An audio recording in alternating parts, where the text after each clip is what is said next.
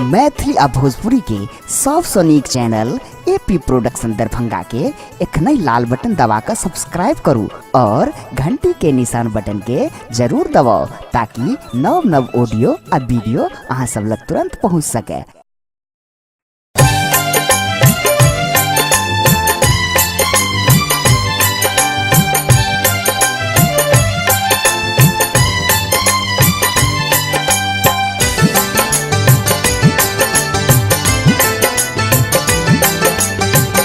अपने सब सुन रहल छी एपी प्रोडक्शन के प्रस्तुति। नाम सुनै छी अहाँ के महादेव, अहाँ थे त्रिभुवन नाथ यो। हमरा सन पापी के महादेव कहिया करब उधार यो।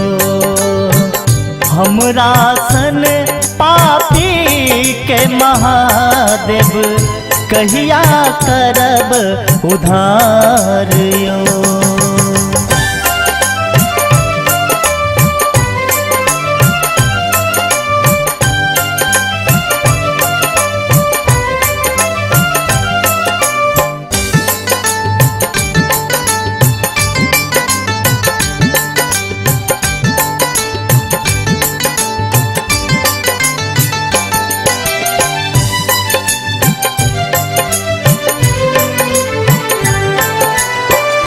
अगल बगल में भांगक झोरी, गर्दन में बिख धर के गोरी।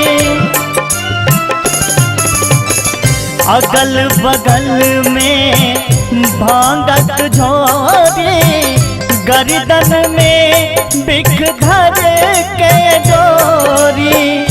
अपने बियाह अन्नपूर्णा अपने बियाह अन्नपूर्णा हमरा केलो वीरान यो। हमरा सन पापी के महादेव कहिया करब उधार यो। हमरा सन पापी के महादेव कहिया करब उधार यो।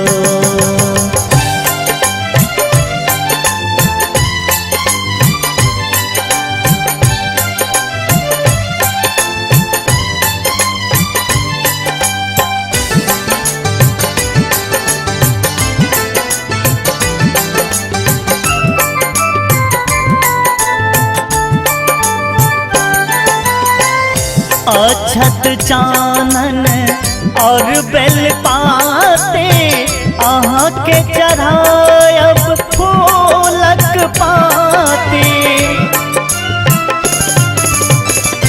अछत चानन और बेल पाते अहाँ के चढ़ायब फूलक पाते। बहुत दूर सा जल भर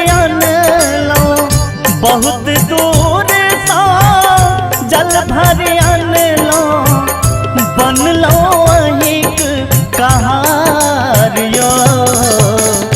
हमरा सन पापी के महादेव कहिया करब उधार यो।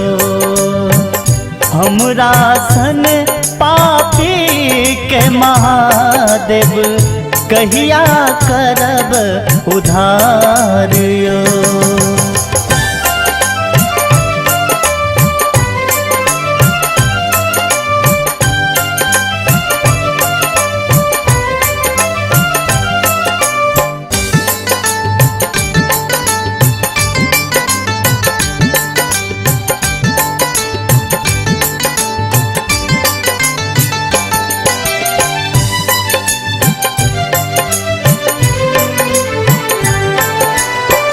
जग भरी सो हम गेलौं ठुकराई, अहीं के चरण में गेलौं लिपटाई। जग भरी सो हम एलौं ठुकराई, अहीं के चरण में गेलौं लिपटाई। आसक दीपक चरण कमल में, आसक दीपक चरण कमल में, बैर करी हम गोहारियो। हमरा सन पापी के महादेव कहिया करब उधार यो। हमरा सन पापी के महादेव कहिया करब उधार यो। नाम सुनै छी अहाँ के महादेव, अहाँ थिको त्रिभुवन नाथ यो। हमरा सन पापी के महादेव कहिया करब उधार यो। हमरा सन पापी के महादेव कहिया करब उधार यो।